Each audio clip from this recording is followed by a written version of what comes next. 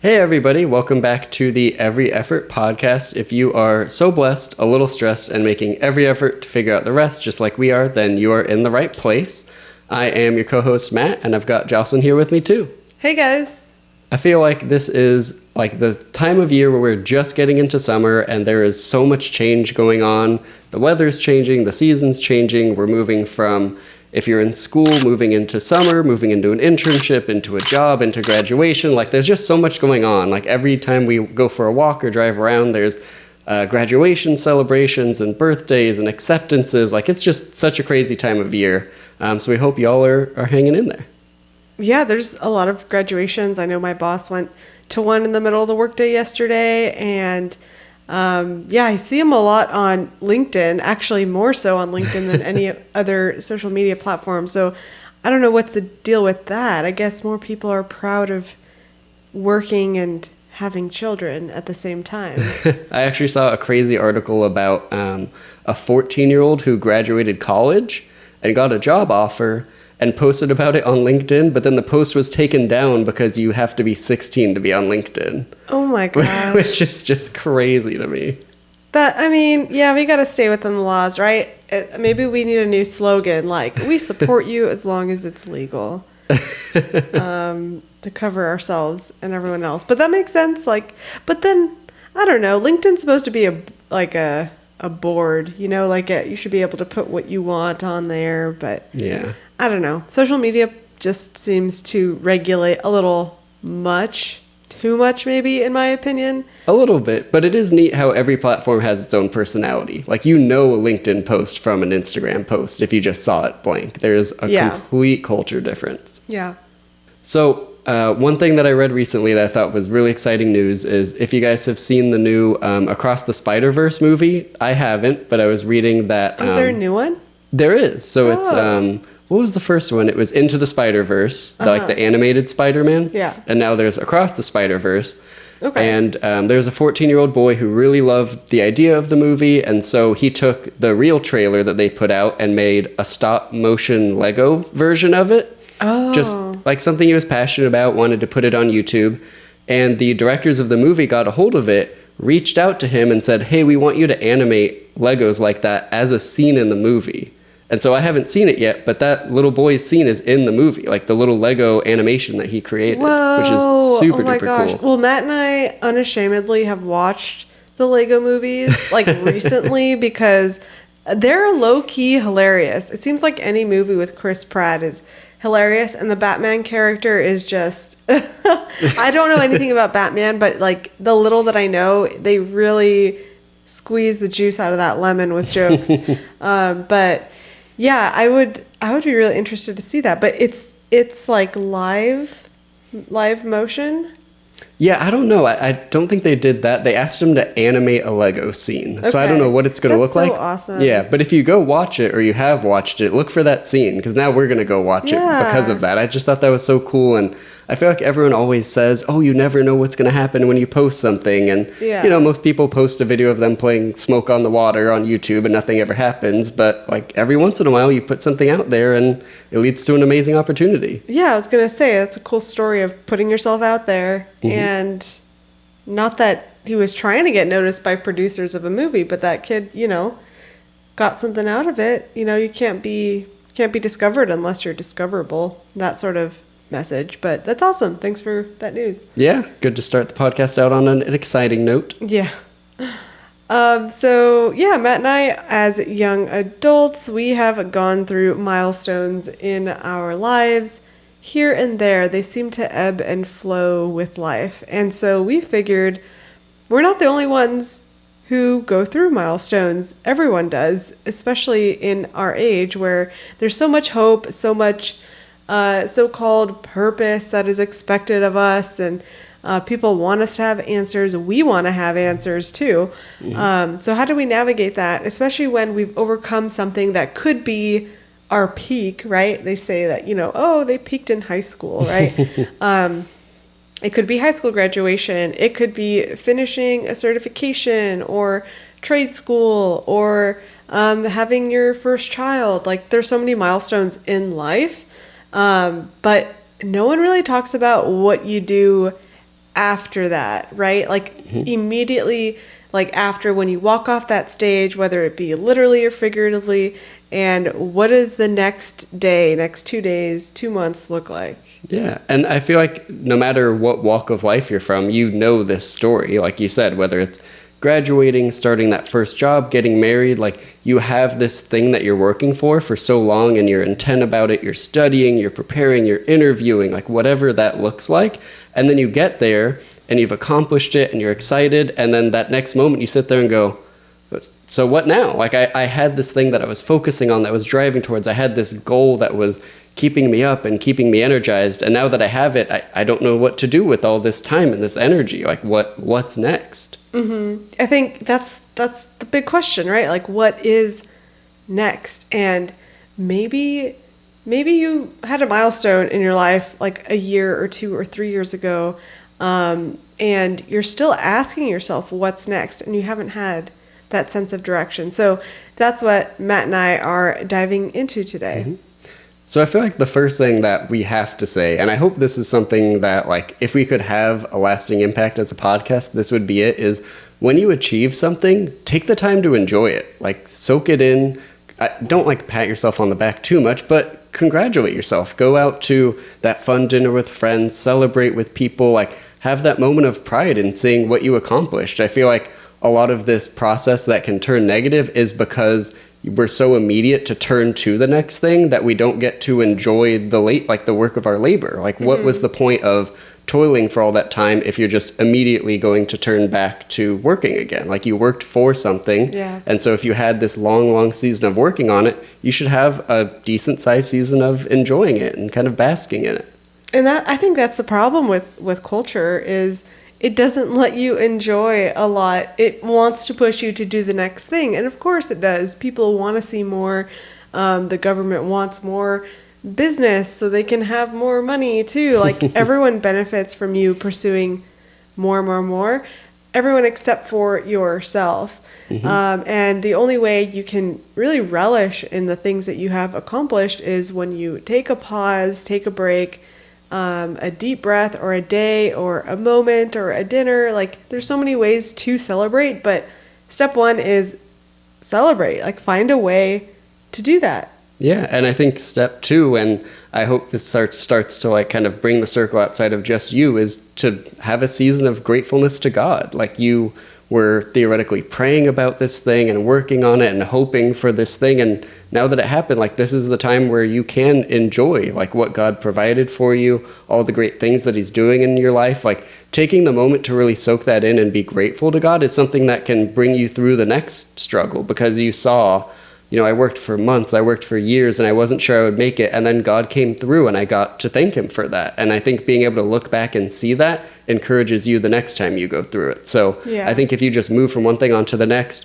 not only are you not like deepening and bringing more fruit into your relationship with God, but I think you're robbing yourself of the encouragement and of the hope that you could be having. Yeah, that's really true. Like, bringing God into it and giving him thanks as well, because he was very much a part of whatever you've accomplished, and every good thing comes from God himself. So one other thing that I think makes this kind of process of achieving one goal and then not being sure of what to do next is this idea that we like feel a sense of purpose in having a goal. And what was really interesting is I read a quick article on the psychology of it, and our brain actually, I feel like most people know, releases dopamine when something good happens, when we're excited, when we get rewarded. But what our brain also does is it releases dopamine in anticipation of getting a reward. So like the chase and knowing that there's something there, raises our spirits, gets us excited. Like it can feel like it's giving us purpose. And I think what that can turn into is us conflating the goal with purpose. And we can say, okay, my purpose in life is to graduate, is to get this job, is to get married. And so it robs us of all these other things that we can be doing. Okay, so like the next thing that we are supposed to be doing is reshaping how we view this milestone if it's in an unrealistic way. Because I see what you're saying, like a milestone or a goal is like something that we create and can easily associate with like the only thing that we're meant to be doing. But then when it's over, it's like, well, now you have nothing to do. Yeah, right. And I think the problem with that too is if we have a milestone in our career or our spiritual life or our relationship, like that makes it feel like the only path we're walking is that part of your life. But in the broad, like if you think about the journey of your life, there are milestones that are a career and then a relationship and then growing deeper spiritually. Like there's all these different milestones along our walk. And I think if we just focus in on like a career focused one, then it feels like, okay, what's next in my career? When God might be saying, okay, you got the job, here's where I want you. Now you need to, work on your marriage, or now here's an opportunity for you to really focus on ministry. Like it's not as specific to that one route. Like your journey encompasses all different milestones from all these different parts of your life. Right. That's a really good point. Everything's like interconnected. And as much as you want to, for example, eat a bunch of junk food for dinner and think that it's not going to affect your energy levels when you hang out with friends, and you're wrong. Like everything is touching. And this reminds me of a conversation we had with friends last night about how like you can't box things, and there's a lot of holes and strings going through those holes between those boxes, if you like metaphors. But yeah, it's definitely, I can definitely see that, that's a good point.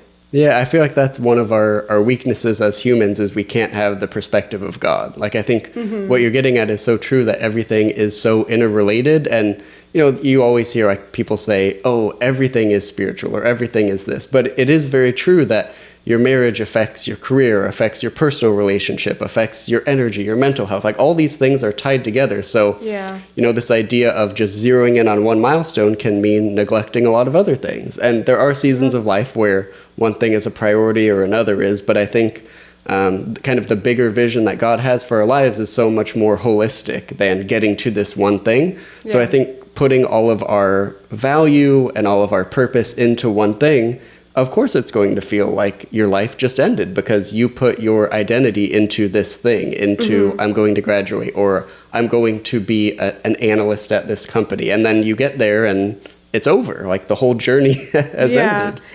In my opinion, things naturally will like want to start over, in that you're going to want to set new goals when you're at this new place.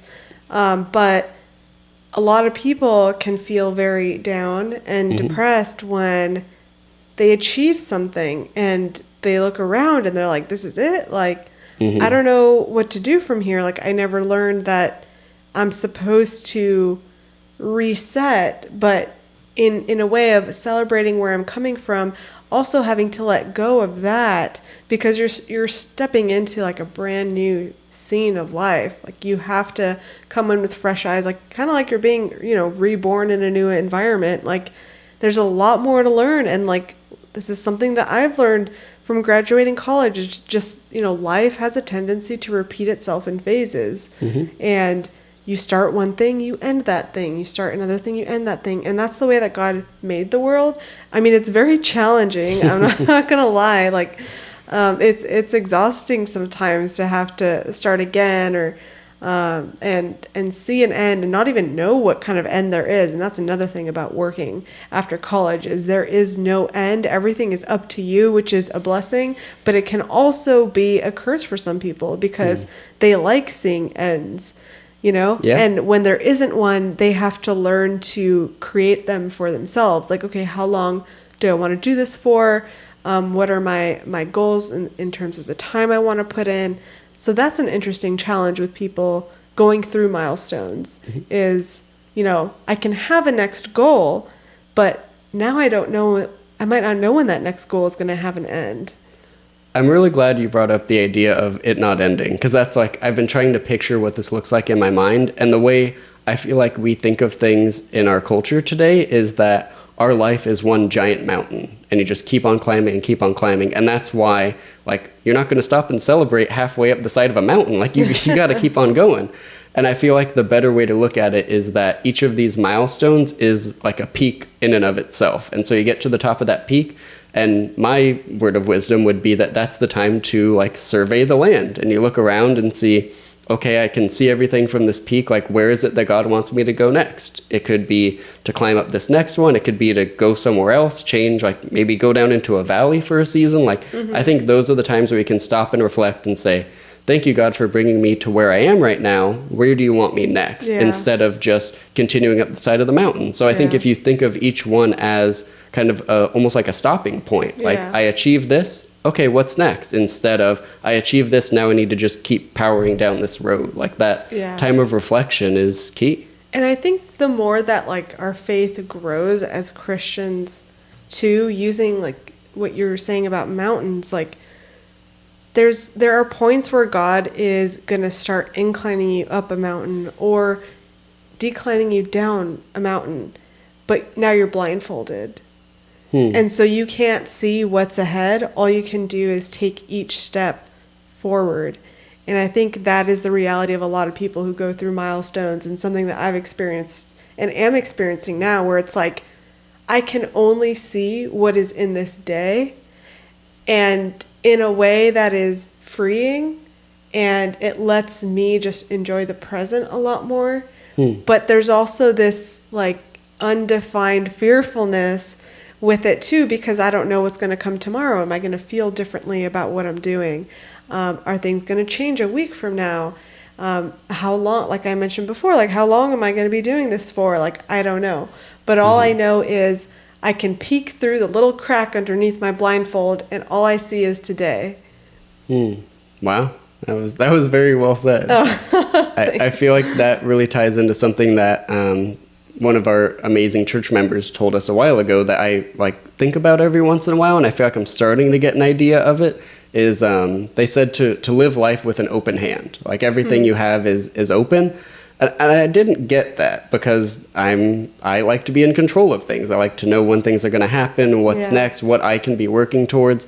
And I feel like what I'm starting to see more and more is that just like, it's more like the posture of your heart, like just saying every day, like, God, this career is yours, like this marriage is yours, like just giving up control of that can be really freeing. And I feel like that's something we've touched on before, but I think it also in a weird way enables you to go further because you're not gripping everything so tightly that it's all up to you and it's all on your back. But like you said, if you can just take the next step that's ahead of you and pray in faith and give those things up to God, he can take you so much further than you. But like you said, you don't always know where that's going to be. And maybe we should encourage you to go through life with, not you, but like everybody, to go through life with, you know, a blindfold, becoming comfortable with that as soon as you can, because you won't be upset. You won't be upset when your expectations change because you won't really have those expectations in a way. Like, you can have an idea of like, okay, what are the different directions that this new path can go in my life, right?